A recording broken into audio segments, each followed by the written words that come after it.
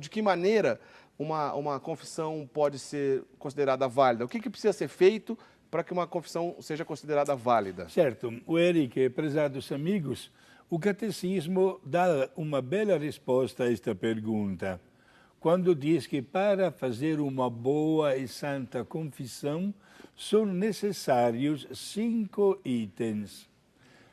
O exame de consciência, isto é, analisar bem a nossa vida diante de Deus, na observância das regras divinas, mandamentos, preceitos da igreja, etc.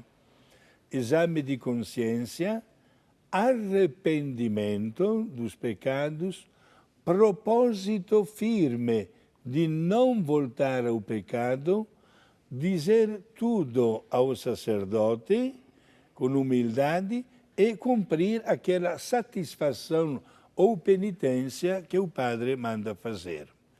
Agora, destes 5 itens, temos que destacar 2, o arrependimento e o propósito para não voltar ao pecado, porque são fundamentais.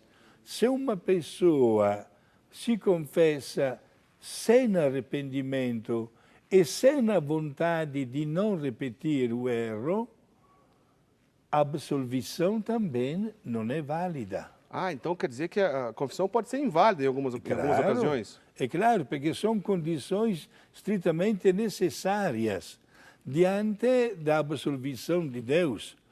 Portanto, repito, fazer bem o exame de consciência, mostrar o arrependimento. Temos capacidade de reconhecer isso. Né?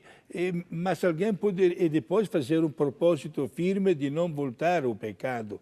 Alguém poderia dizer, padre, mas aquelas poucas vezes que a gente se confessa, olha só, os meus pecados são sempre os mesmos. Não desanime. É verdade que a nossa fraqueza humana é feita até de tantos entusiasmos passageiros e às vezes, digamos assim, caímos diante de uma primeira oportunidade e repetimos o pecado. Mas isso não significa ficar de braços cruzados. Deus quer a nossa boa vontade e o nosso esforço para sermos hoje melhores e diferentes de ontem. Bom, então relembrando os 5 pontos que o senhor acabou de elencar, o exame de consciência, quer dizer, a pessoa precisa se preparar antes, Sim. pensar no que fez, e uma boa maneira de fazer esse exame de consciência é consultar, como o senhor disse, talvez os 10 mandamentos, os Sim. mandamentos da lei da igreja, e por ali passar e ter condições de lembrar os pecados. Depois ela vai, precisa se arrepender. Certo. Se não houver arrependimento dos pecados, como o senhor está nos ensinando, não há confissão válida. Exato, não há absolvição válida. É uma condição necessária. Às vezes, ninguém que fique pensando mal, mas há pessoas que vêm dizer pecados até graves e dizem claramente para o padre, padre, eu não estou arrependido. Neste caso, a prudência do sacerdote, dialogando com o pecador, o padre diz para o pecador, pensa bem melhor primeiro.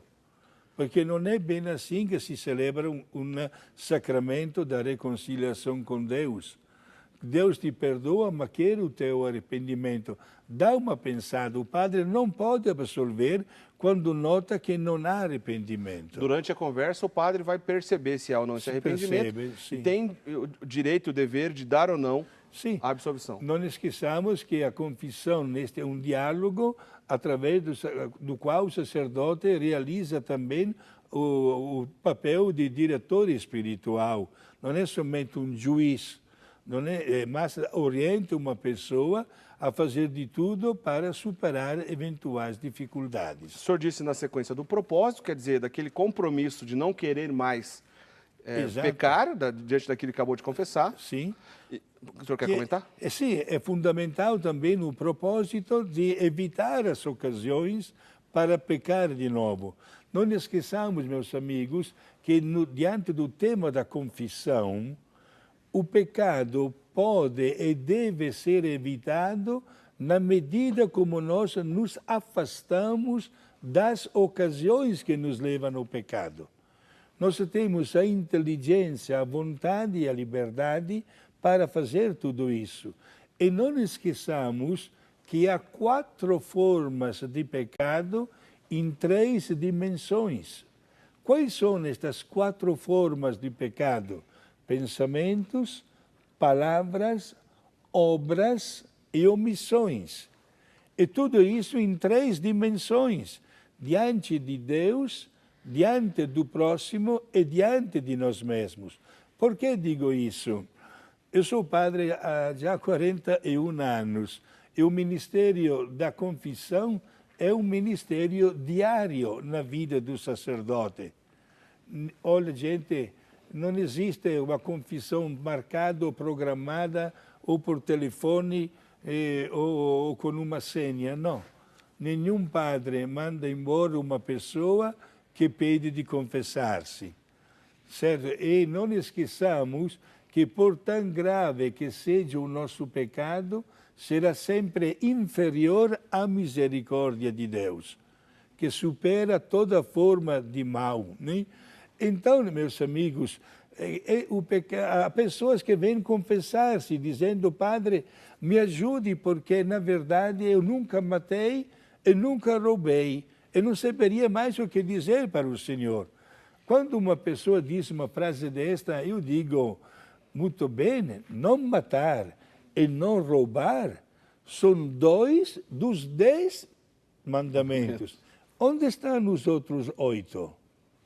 E aí que a pessoa tantas vezes pergunta quais. Essa necessidade de fazer bem o exame de consciência, Eric. Isto é, fazer como um filme da nossa vida, notando o que talvez poderia ter acontecido de uma maneira mais elegante e melhor. O senhor também comentou que é preciso dizer tudo ao sacerdote. Aí eu queria perguntar para o senhor, a pessoa vai se confessar, mas de propósito ela esconde um pecado, ela fala um, mas não diz o outro.